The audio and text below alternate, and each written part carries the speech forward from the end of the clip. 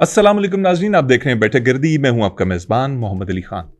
नाजरीन, आपकी बहुत सारी फरमाइशें आई कि एक ऐसी शख्सियत है जिसको इस प्रोग्राम में दोबारा बुलाना चाहिए, और हमने आपकी उन तमाम फरमाइशों को सर आंखों पर रखा। आज एक बार फिर दावत दी है अपने स्टूडियो में खुर्शैद आपा को, जो एक मैरिज ब्यूरो चलाती हैं, और उनके साथ जो हमारी लास्ट टाइम गुफ्तगू हुई थी जिसके अंदर हमने शादियों के मसाइल और दीगर जो मसले हैं तलाक़ों से जुड़े, रिश्तों से जुड़े, उनके ऊपर बात की। आज कुछ नए मसलों के ऊपर बात करेंगे। खुर्शैद आपा, वेलकम टू बैठक गर्दी। कैसी हैं आप? भाई देख, मेरी तरबियत को तू शाबाश दे, मेरी तरबियत को तू दाद दे। मैं तुझे टोक भी सकती थी जब तूने ये बकवास की मैरिज ब्यूरो चलाती हैं। चलाती क्या होता है बे? मैरिज ब्यूरो रन करती हैं बोलते हैं। पिछली दफा भी तुझे समझाया, समझ नहीं है। पता नहीं घास भरा हुआ तेरे जहन में क्या है। शायद आपा, चलाने में और रन करने में क्या फर्क है? मैं जब कह रही हूँ कि मैं चलाती नहीं रन करती हूँ, तो बस तू क्यों नहीं समझ रहा? तू कुत्ते की दुम की तरह 100 साल बाद भी टेढ़ी की टेढ़ी निकल रहा है। एक बात समझ नहीं है तुझे क्या? खुर्शैद आपा, आप मैरिज ब्यूरो रन करती हैं, आप खुश? एहसान मत कर मुझ पे। रन करती हैं, अपना रन अपने पास रख बेवकूफ। और दूसरी दफा बुला लिया ना, आखिर बन गया तेरा माइंड, बन गया तेरा दिमाग दूसरी शादी का। पहले ही तुझे पहले शो में बोल दिया था, इतना अच्छा रिश्ता है मेरे पास, जबरदस्त। अब तो वो छूट गया मेरे हाथ से। खुर्शैद आपा, आपको क्यों लग रहा है, क्यों आपके जहन में ये गुमान भी आया कि मैं दूसरी शादी के लिए आपको बुला रहा हूँ? दिल में तेरे लड्डू फूट रहे हैं, तू इस वजह से नहीं मान रहा। तेरी बेगम जो है वो देख रही होगी शो, इस वजह से तू नहीं बोल रहा। मैं सब समझती हूँ, सब समझती हूँ। तुम मर्दों के साथ मेरा बहुत वास्ता पड़ता है। एक एक चीज ना दो दो दफा बोलते हो, समझ आई? एक चीज को 2 दफा दोहराते हो। इसी तरह शादी भी 2, 3, 4 इस तरह करते हो।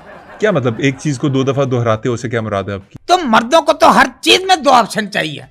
घर जाओगे, खाने का बोलोगे हाँ जी खाना लग गया, वो कहेगी जी सरताज लग गया। बेचारी घरेलू औरत है, हैं? उसको कह दोगे आप पानी शानी रखा है साथ, रोटी शोटी लग गई। बाहर जाओ तो बोलते हो पेट्रोल शेट्रोल है गाड़ी में। अजीब किस्म के तुम लोग हो यार, अजीब जहनियत रखते हो।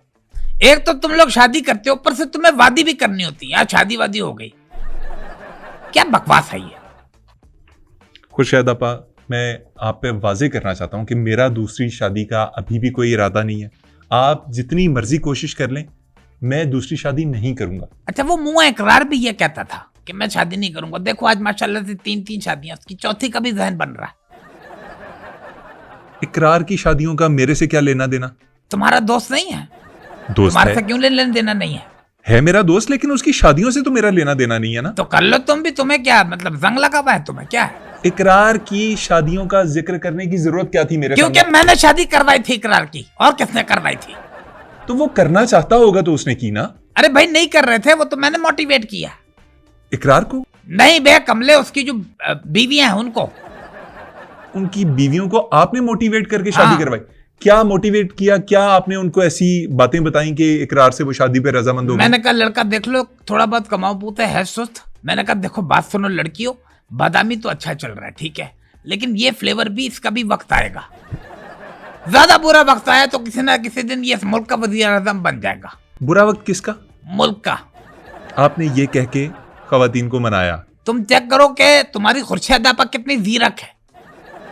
जीरक तो आप हैं, ये तो मानना पड़ेगा। आप चालाक खातून है। चालाक मत बोलना मुझे, तेरी जबान खींच के निकाल दूंगी मैं। चालाक कहे कि बे क्या किया मैंने? तेरे पॉकेट निकाल लिया है, तुझसे मैंने फ्रॉड किया, क्या किया है? तेरा रिश्ता तय करवा के मैंने करवाया नहीं, पैसे जेब में हेट लिए, क्या किया मैंने? खुर्शैद आपा, ये मेरे हाथ बंधे हुए हैं, थोड़ा सा लिहाज कर लें। रमजान का महीना। एक मिनट, रमजान चल रहे हैं? जी रमजान चल। तो ये शो भी रमजान में होगा? जी जी, यही वजह है कि मैं आपसे दरखास्त किए जा रहा हूं कि कोई मशरकी अंदाज अपना लें, थोड़ा सा लिहाज कर लें। ये जीरक किस्म की जो बातें हैं, जो चालाक बातें हैं, इनको जरा, ये क्या कर रही हैं आप? मैं तमीज से बात करने की तैयारी कर रही हूँ। ये अच्छा, एक मिनट, तुम नॉक करो घर पे। मैं घर पे हूँ, तुम नॉक करो, बेल बजाओ, बेल बजाओ जल्दी से। क्या हरकत है? अच्छा जल्दी करो, मैं घर में हूँ, तुम बेल बजाओ, बेल बजाओ, बेल बजाओ। ये क्या बेहुदा हरकत है? बेल क्यों बजाऊं मैं? तुम बेल बजाते हो क्या नहीं? बजाओ बेल। तुम्हें माँ की कसम है, कसम खुदा की। टिंग डिंग टिंग डिंग। ये बेल तो हमारे घर की है ही नहीं, गलत बजा रहे हो, कोई और बजाओ। ओहो आपा, कौन सी बेल है आपकी घर की? परिंदे वाली, परिंदे वाली। क्या बकवास हरकतें करनी पड़ी। Chew chew chew. हाँ कौन है? कौन? कौन है भाई? आपा ये क्या हरकतें कर रही हैं? मर्दाना आवाज में बात क्यों कर रही हैं आप मेरे साथ? मैंने इसलिए की तुम्हारे दिल में कोई ख्याल ना आए, कोई ऐसा ना लगे कि घर में एक औरत अकेली है, इस वजह से। आपा मैंने आपको ढंग से बात करने को बोला था, आप ये दुपट्टा ओढ़ के क्या हरकतें किए जा रही हैं? अच्छा तो मुझे एक बात बता, 1 मिनट सब्र कर। ये तुम्हारे मुल्क में जो अपना रमजान ट्रांसमिशन धोनी है, इसके अंदर क्या हो रहा है वो नजर नहीं आ रहा तुम्हें? मतलब लोग दुपट्टे ओढ़ रहे हैं? पूरा साल नाच नाच के, ड्रामे बना बना के, गाने बना बना के, डांस कर करके अब रमजान ट्रांसमिशन में जो है वो शरीफ नफ्स होके बैठे हुए, और उसमें भी बात नहीं आ रहे। प्री प्लान कॉल कर रहे हैं, स्क्रिप्टेड कॉल कर रहे हैं, उल्टे सीधे रेटिंग लेने के चक्कर में। ये क्या हो रहा है तुम्हारे? ये ठीक हो रहा है? मेरी तुम्हें जो है वो यहाँ बैठना जो है वो मायूब लग गया, मेरी बातें तुम्हें बदतमीजी लग रही हैं। आपा बात आप सही कर रही हैं, मैं इस बात पे खुर्शीद आपा कभी गलत बात नहीं करती, जो बात करती है ठोक बजा के और हकीकत सच्ची बात करती है। शायद आपा आपकी पूरी एपिसोड पड़ी हुई है पिछली, उसके अंदर आपने अपनी दादी के वाकयात सुना सुना के, आपकी दादी थी वो पता नहीं हाथी के जंगल में रहती थी, भेड़िया आया, उनको भेड़िया आया, भेड़िया के ऊपर शक किया दादाजी सही है, बस चलो पिछली बातें ना करो। नहीं तो ये फजूल बातें नहीं थी, फजूल बातें नहीं थी, ये हुआ है, ये मेरी जिंदगी का हिस्सा है, मैं अपनी जिंदगी से इसको निकाल तो नहीं सकती। खुर्शीद आपा आपने ये मॉर्निंग शोज की और रमजान ट्रांसमिशंस की अब बात कर ही दी है तो थोड़ी सी बात कर लेते हैं। अभी ये डॉक्टर नबिहा वाला वाकया हुआ फिजा के शो में, उसके बाद तमाम शोज के अंदर इस तरह के वाकयात होना शुरू हो गए। ये डॉक्टर नबिहा के बारे में क्या कहेंगी आप? देखो बेटा, मैं तो एक बात कहूंगी, ये एक चेन है, ये चेन जब चल जाती है तो फिर ये चेन रुकती नहीं है। अब जैसे डॉक्टर नबिहा ने शादी से पहले जो बातें की थी कि भाई शौहर जैसा भी है, अगर मार भी देता है तो उसकी मार सह लेनी चाहिए, वो उसका प्यार होता है, गाली देता है तो उसमें भी प्यार छुपा हुआ होता है, बिल्कुल ऐसी बातें किया करती। अब उसने दूर के ढोल जो सुहाने थे, करीब जाके वो आई है तो कान में आवाज लगी है तो कान फटने लगे हैं, तो ये होता है भाई। तशद्दुद तो जो है वो शादीशुदा जिंदगी का एक हिस्सा होता है। तशद्दुद शादीशुदा जिंदगी का हिस्सा होता है? ये कैसी फजूल बात कर रही हैं आप? भाई देखो, तुम्हारे चचा शायद मरहूम जब घर आते, एक सेकंड, शायद मरहूम से क्या मुराद है आपकी? पिछली दफा मैंने तुम्हें स्टोरी बताई थी ना कि वो उन्होंने मुझे देख लिया था तो भाग गए थे घर से और वो घूम गए थे, मिल नहीं रहे थे, तो अब पता नहीं जिंदा है या मर गए, मुझे नहीं पता। तो आपने उनके लिए शायद मरहूम का लफ्ज? मैंने शायद का सीगा इसलिए इस्तेमाल किया। अच्छा, तुम्हारे जो चचा थे वो जब भी घर आते थे ना, मुझसे किसी बात पे अगर वो खफा होते थे तो फौरन बेल्ट निकाल लेते थे।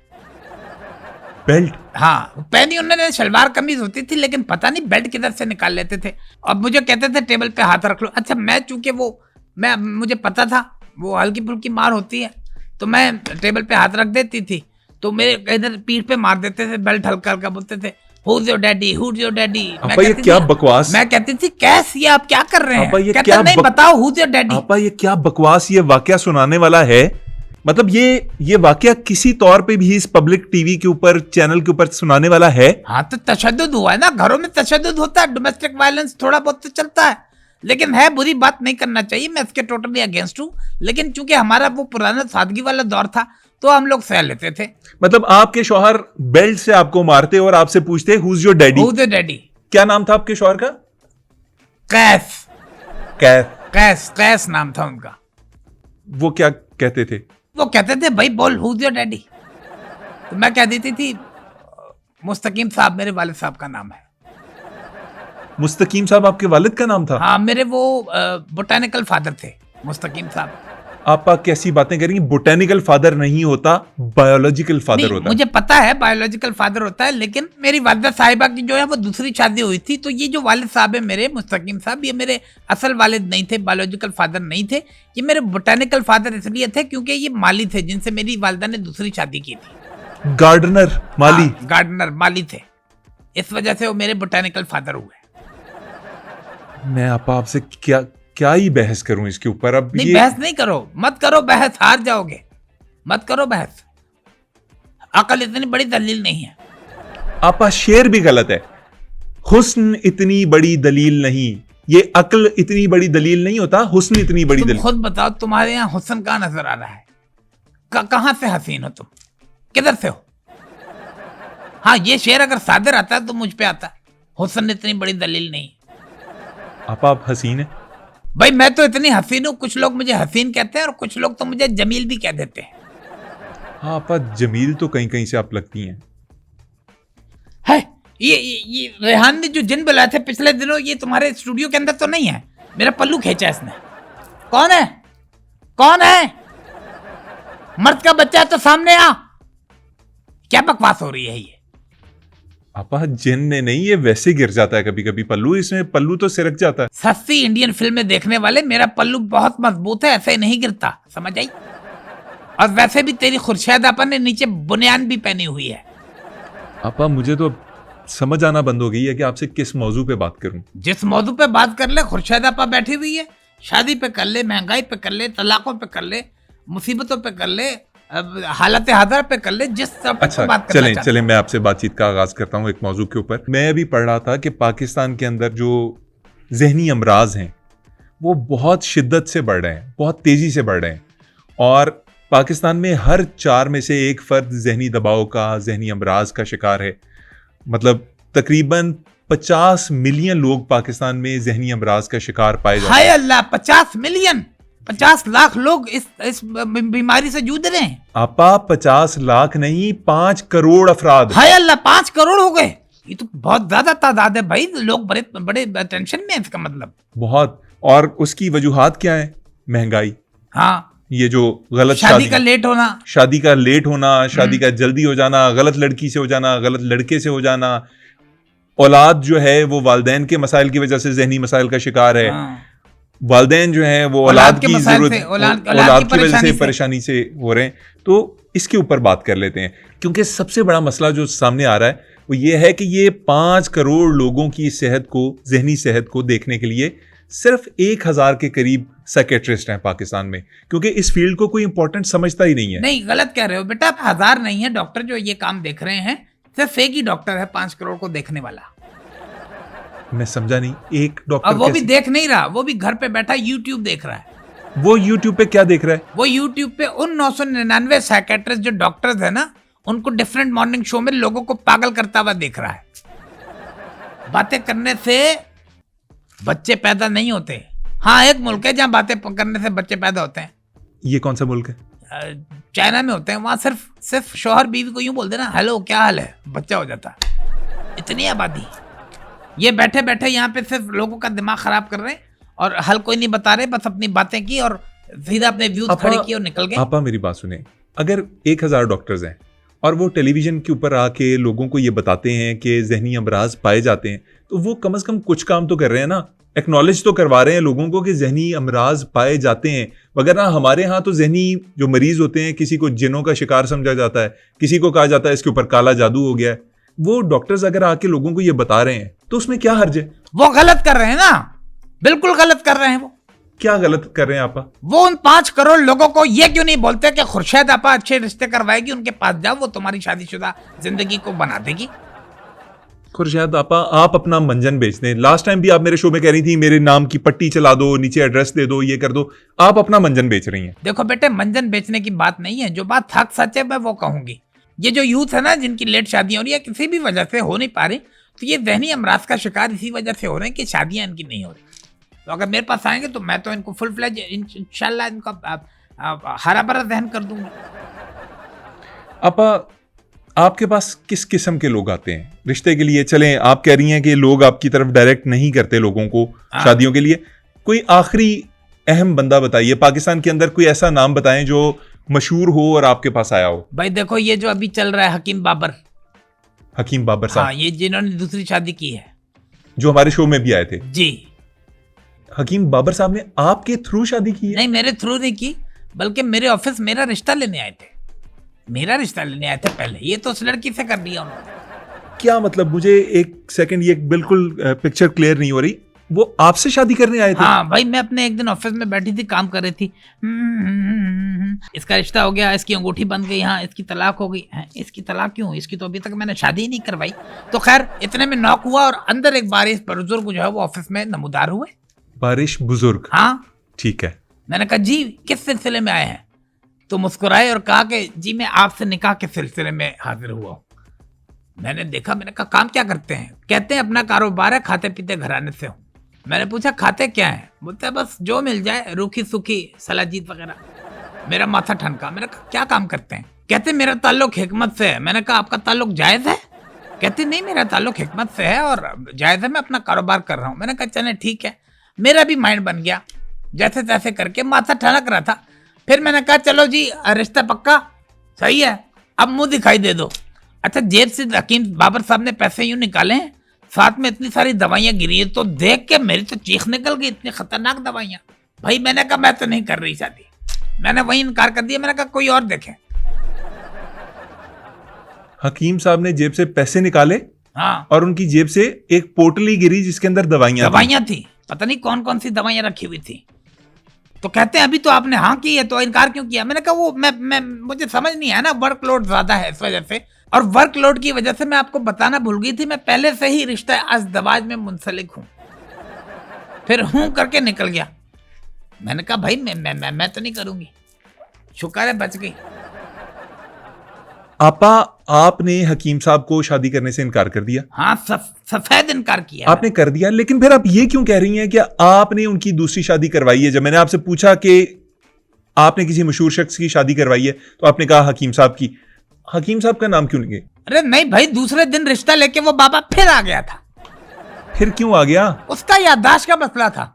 मैंने कहा हाथ जोड़े, मैंने कहा मैं तेरी शादी करा दूंगी, मैं मेरी तरफ से इनकार है, मैंने तुझे कल भी मना किया है, कोई अच्छी सी मिल जाएगी तुझे। वहां से उसने मेरी जान छोड़ी। अच्छा, वैसे हकीम बाबर साहब का ये याददाश्त वाला मसला तो मैंने भी नोट किया है। मेरे पॉडकास्ट में आए थे वो, और बहकी बहकी बातें, कानों से भी बह रहे हैं। हाँ, अल्लाह करे कानों के कच्चे ना हो, क्योंकि ये उनके रिश्ते में ज्यादा इंपॉर्टेंट है कि वो कानों के कच्चे ना हो। कानों से बहरे हुए तो चल जाएंगे, कानों के कच्चे नहीं चलेंगे। नहीं, कानों का कच्चा अगर हो भी तो कोई मसला नहीं, क्योंकि माशाल्लाह बहुत अच्छा रिश्ता मिला उन्हें। आपा, लेकिन एक ज्यादती आपने की है। क्या ज्यादती कर दी भाई? खुर्शेद आपा ने कभी भी अपनी लाइफ में किसी के साथ ज्यादती नहीं की। आपा, आपने वो 25-26 साल की लड़की को बाबा जी के साथ ब्याह दिया। भाई देखो, मेरे पास लिस्ट बनी हुई होती है रिश्तों की, मैं इनी मिनी माइनी मो करके जो जिसके हिस्से में आता है उसको रिश्ता चेप देती हूँ, सीधी बात। अब वो उसके नसीब में था। और वैसे भी जोड़े आसमानों पे बनते हैं या फिर दर्जी की दुकान पे बनते हैं। आपा, बड़ा ही फजूल जोक था वैसे। एक और मसला है जो आपसे डिस्कस करना है, हालांकि वो आपसे डायरेक्टली रिलेटेड नहीं है, लेकिन मैं कर लेता हूँ। एक मिनट, इस जोक के ऊपर तो मेरी सहेलियां मुझे बोलती हैं भाई खुर्शेद तेरा कोई जवाब नहीं, तू कैसे कह रहा है? मुझे नहीं आया पसंद। तू मेरी दोस्त नहीं है ना, इसलिए। आपा, एक और मसला है, उसके ऊपर बात करता हूँ। आजकल ये जो बच्चियां हैं हमारी, बहनें बेटियां, ये सी सेक्शन का शिकार हैं। मतलब नेचुरल बर्थ्स इस मुल्क से खत्म होती जा रही हैं। आप एक खातून हैं, इस मौजू पे क्या कहेंगी? भाई देखिए, मैं तो दोनों कानों को हाथ लगाऊंगी। ये बहुत बड़ी जुल्म और ज्यादती हो रही है। कसाई बने हुए हैं, सारा कसूर इनमें डॉक्टरों का है, डॉक्टरों का कसूर है। कम वक्त में ज्यादा पैसों का इनको लालच पड़ा हुआ है। ये कह देते हैं कॉर्ड गले में आ गया है, ऑपरेशन करना पड़ेगा, ये वो फलाना। भाई नहीं किया करो। दूसरी बच्चों को भी कहूंगी अपनी खुराक पे ध्यान दो। खाना पीना है नई बच्चियों का जो है ना, वो ये तो बिल्कुल ठीक नहीं। बिल्कुल ठीक है, खुराक वाकई। दौर तो हमारा था। हमें मेरी सास मुझे कहती थी हाय तू मेरा बच्चा खा गई, मेरा बच्चा खा गई, मेरा बच्चा खा गई। यानी कि वो हमें ये कहती थी, हम तो कुछ भी खा जाते थे। लेकिन आज की बच्चियां भाई अल्लाह की पनाह, कोई खुराक पे ध्यान नहीं है, बस मेकअप पे सारा जोर है। भाई दौर तो हमारा होता था, सादा दौर। कोई ये हमें पता नहीं था हॉस्पिटल फलाना ढिमकाना। तो कैस ने अच्छी उनकी जो है वो सैलरी थी, तनख्वाह अच्छी थी, अच्छा काम करते थे। मैंने उनको एक दफ़ा सुनाया, मैंने कहा भाई कैस खुशखबरी आ रही है। अच्छा, आपने अपने शौहर को बताया कि आप प्रेग्नेंट हैं? तौबा तौबा तौबा, कितना बदतमीज है। मैं ढके छुपे अल्फाज में कह रही हूँ, तू तो क्लियर कर रहा है। बहरहाल मैंने कैस को बोला कि भाई खुशखबरी आ रही है। तो कैस ने कहा कि चलो खुर्शेद तुम्हें हॉस्पिटल ले जाऊं। तो उन दिनों पूरे बर सगीर पाको हिंद में शायद एक ही हॉस्पिटल होता था या ऐसा कुछ होता था। बहरहाल मैंने इनकार कर दिया। मैंने कहा नहीं जी, मैं हॉस्पिटल नहीं जाऊंगी, मैं वहाँ किसी को जानती नहीं, और फिर वो लंबी चौड़ी बातें करेंगे इधर की उधर की, मैं नहीं कर सकती। बहरहाल जैसे तैसे करके जिद करके मुझे हाथ पकड़ के रक्शे में बिठाया उन्होंने। रक्शा अपनी मंजिल के लिए रवाना हुआ तो रास्ते में 2 दफ़ा पंचर हुआ। रुक भी गए, आधा पौना घंटा वहाँ भी ज़ाया हुआ। इतने में जब ठीक हुआ फिर चला गया। फिर रक्शा वाले को याद आया उसने बिजली का बिल भी भरना था। फिर वो बिजली की लाइन में लगा बिल की, वहाँ बिल भरा उसने। उसके बाद फिर रक्शा चलाना शुरू कर दिया। इस तरह करते करते 2-2.5 घंटे पे मुहिद हमारा सफ़र हुआ। और बीच में एक जंप आया अस्पताल से, मेरे ख्याल से आधे कदम से पहले एक जंप था। बस रक्षे ने वो जंप लिया है, उसके बाद खुर्शीद आपा माँ बन गई। आपने अपने पहले बच्चे को रक्षे में जन्म दिया, जी ये कह रही हैं आप? हाँ, माशाल्लाह आज मेरे 6 बच्चे हैं। आपका पहला बच्चा रक्षे में हुआ, बाकी तो हॉस्पिटल्स में ही हुए होंगे। नहीं, फिर वो समझ जाते थे, कैस को ट्रिक आ गई थी, वो जैसे ही मामला होता था वो रक्षा बुला लेते थे। क्या मतलब? मतलब कम खर्च पालन अच्छी, नेचुरल। आपके 6 के 6 बच्चे रक्षे में हुए? हाँ, रक्षे पे हुए। कैस रक्षा बुला के क्या करते थे? कैस रक्षा बुला के गोल चक्कर के गिर्द घूमे जाया करते थे, घूमे जाया करते थे, घूमे जाया करते थे, और हॉस्पिटल के पास ऐन जाके जहाँ जंप होता है वहां से जंप मरवा देते थे। गोल चक्कर के गिर्द क्यों घूमते थे आपके शौहर रक्षे में? टाइम भी किल करते थे और कहते थे कि यार चक्कर से ना नेचुरल एनेस्थीसिया होता है। या इलाही, या अल्लाह। तो हमने तो ये वक्त देखे हैं, बड़े सादा दौर देखे हैं भाई, ना हमें दाइयों का पता, ना हमें हॉस्पिटल का पता। मुझे आपा जिंदगी में पहली दफा नेचुरल बर्थ से ना सी सेक्शन बेहतर लगना शुरू हो गया। तो तुम करवा लो अगर तुम्हें इतना शौक हो रहा है। आपा फिर बात फजूलियात की तरफ चली जाएगी। मुझे ये बताएं, औरत को मर्दों में क्या चीज देखनी चाहिए? ये बहुत बड़ा मसला है आज के दौर का कि खवातीन सिर्फ पैसा देखती हैं, सिर्फ देखती हैं कि पोजीशन क्या है बंदे की, मतलब वो फाइनेंशियली स्टेबल है या नहीं, और क्या चीज देखनी चाहिए? अच्छा भाई देखो, मुझसे अगर पूछते हो तो सीधी बात बताऊं कि कैस के बाद, जब से कैस गुमशुदा हुए हैं, मैं देखने वालों को बता दूं एक दफा जिन्होंने पूरा प्रोग्राम नहीं देखा, कैस इनके पहले शौहर का नाम था। हाँ, गुमशुदा हो गए, वो मिल नहीं रहे भाई। अगर मुझसे पूछते हो तो जब से कैस घूमे हैं ना, गुमशुदा हुए हैं, मुझे एक ही मर्द पसंद आया है। कौन? अमरीश पुरी। अमरीश पुरी साहब मरहूम। हाँ भाई, उनके आप फिल्में देख लो, वो बहुत बड़े अदाकार, जो किरदार करें, यानी फकीर बने तो अकड़ जा नहीं रही, अगर विलन बने अकड़ जा नहीं रही, एक लाचार बाप बना है तो अकड़ जा रही नहीं, स्मगलर बना है अकड़ जा नहीं रही, मतलब अमीर बना अकड़ जा नहीं, जो रोल दे दो अकड़ में। अगला जादूगर बन के अकड़ दिखा रहा है, हालांकि जादू नहीं कर रहा लेकिन अकड़ जरूर रहा है। तो ये अल्फा मेल वाली जो खुसूसियत थी ना अमरीश पुरी में, ये मेरे दिल को भा गई। तो मर्द ऐसा होना चाहिए। तो वो तो मरहूम हो गए, वो तो गुजर गए, हाँ, चले गए। अफसोस की बात है, वो चले गए। लेकिन अगर बावजूद उसके अगर मुझे मौका मिले तो मेरी नजर में एक मर्द है जैसे मैं चाहती हूँ, मतलब अल्फा मेल, जो मतलब अपनी सख्तगिरी की वजह से बहुत मशहूर। अमरीश पुरी के बाद आपको कोई और भाग गया? अमरीश पुरी तो छोले नहीं बेचता उनके आगे, कहाँ बैठे हुए आप? वो इतना सख्त मर्द है जो मेरी नजर में है अभी। मैं नाम जानना चाहूंगा, मेरी बड़ी ख्वाहिश है कि मुझे पता चले कि आप किसको पसंद करती हैं। मैं नाम बताऊंगी तुम शशदर रह जाओगे, मेरी वो पसंद है। खुर्शीद आपा की चॉइस ऐसी नहीं होती फजूल किस्म की। बताइए ना, मैं I am all ears. Khurshid आपा को जो सख्त गिर मर्द पसंद है, नाम सुन लो उसका प्लीज। सीनियर तज्जियाकार सलीम बुखारी साहब। सलीम बुखारी साहब क्यों पसंद है आपको? सख्त गिर है, उससे आप जो भी पूछ लो, उसको कहो कि यार अमेरिका ने ईरान पे हमला कर दिया, वो शुरू हो जाएगा, अमेरिका को बर्बाद कर देना चाहिए। वो तो किसी को खाते में नहीं लेता, वो तने तना अपने स्टैंड पे खड़ा रहता है। वो तो अपनी हुकूमत को आंखें दिखा देता है कितनी बार। वो वाहिद बंदा है जो सबके खिलाफ है। वो महंगाई के खिलाफ है, मुल्क में जो महंगाई है, नाइंसाफी है, उसके खिलाफ है, लाकानूनियत के खिलाफ है, अमेरिका के खिलाफ है, इसराइल के खिलाफ है। वो बंदा अपने स्टैंड पे खड़ा हुआ है, सख्त गिर। और मुझे तो कभी कभी लगता है कि सलीम बुखारी साहब अपने भी खिलाफ है। वैसे मैंने सुना है वो तुम्हारे ही ऑफिस में होते हैं, उनका वैसे क्यूबिकल किस तरफ है? आपको क्यों जानना है कि वो ऑफिस में कहाँ बैठते हैं? आपको क्या करना है? मैंने उन्हें लेटर फेंकना है। कैसा लेटर? बस वो हमारी बात है तो मैं क्यों बताऊं। अच्छा, किसी ना किसी दिन अगर वो लेटर तुम्हारे हाथ लग जाए तो समझ जाना वो लेटर मेरा नहीं है। क्यों? उस पे लिपस्टिक की सील लगी होगी ना। अल्लाह या अल्लाह सलीम बुखारी साहब को महफूज रखी, अपनी अमान में रखी। आमीन आमीन। बहुत बहादुर, बहुत नडर और बहुत सख्तगीर किस्म का मौक़िफ़ रखने वाले शख्सियत। मैं आपको यकीन दिलाता हूं कि सलीम बुखारी जितने भी बहादुर हों, इतने बहादुर नहीं है। अच्छा चलो, ये तो वक्त बताएगा। तुम तो कह रहे हो ये तो वक्त बताएगा, वक्त पे छोड़ देते हैं। नाज़रीन, इस प्रोग्राम को भी वक्त पे ही छोड़ देते हैं, क्योंकि अगर ये 2 मिनट भी और चल गया तो कुछ और खराफात सामने आ जाएंगी, कोई और मसला खुल जाएगा जो मैं नहीं चाहता। रमज़ान का महीना है, ईद करीब आ रही है, ईद के ऊपर कुछ और स्पेशल एपिसोड्स के साथ आपके सामने हाजिर होंगे। अब हमें इजाज़त दीजिए, अल्लाह निगहबान। ये तुम्हें एक शेर लिख के दे रही हूँ, मोहम्मद अली खान, सलीम बुखारी साहब तक पहुंचा देना। तेरे दिल में मेरी सांसों को पनाह मिल जाए, तेरे इश्क में मेरी जान फना हो जाए। ये तो वो शेर नहीं है जो आमिर खान फना फिल्म में पढ़ते थे? ये तो एक शेर था। अभी सलीम बुखारी साहब को एक और शेर मैंने सुनाना है। पके पेड़ पे पका पपीता, पके पपीते को पकड़े पिंकू, पिंकू पकड़े पका पपीता।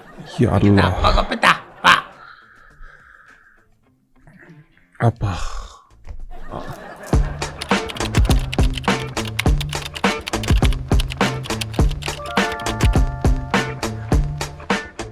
आज कुछ और नई बातों के ऊपर उनसे गुफ्तगू होगी। यार ये मेरी तरफ करना, ये हाँ उधर कर लो, ठीक है। तुम लोग कभी सीधे नहीं होगे, कुत्ते की दुम 100 साल।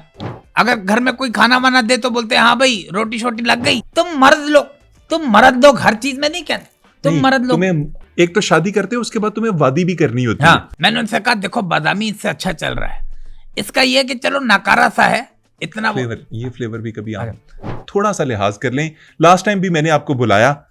अच्छा दुपट्टा ले रही है? वही ले रहा हूँ ना, वही ले। यार क्या दिमाग है हमारा।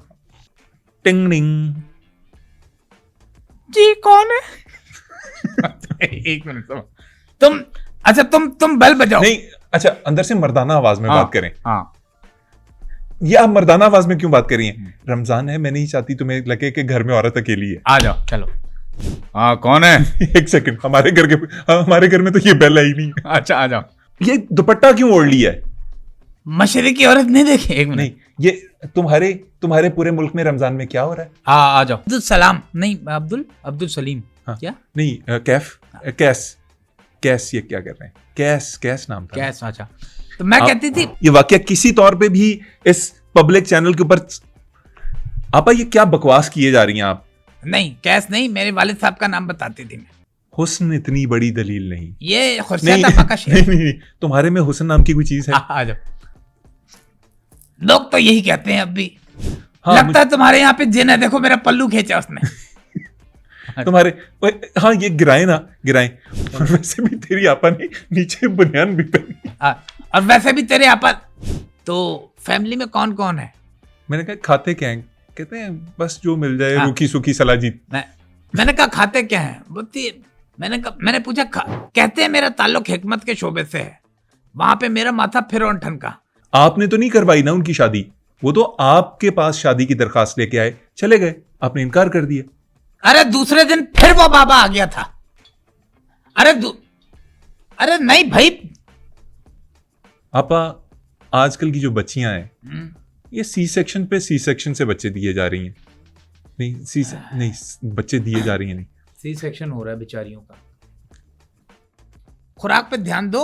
हमारा देखो हमारा जो दौर था, ओए होए क्या दौर था। मुझे याद पड़ता है कैस को मैंने खुशखबरी सुनाई।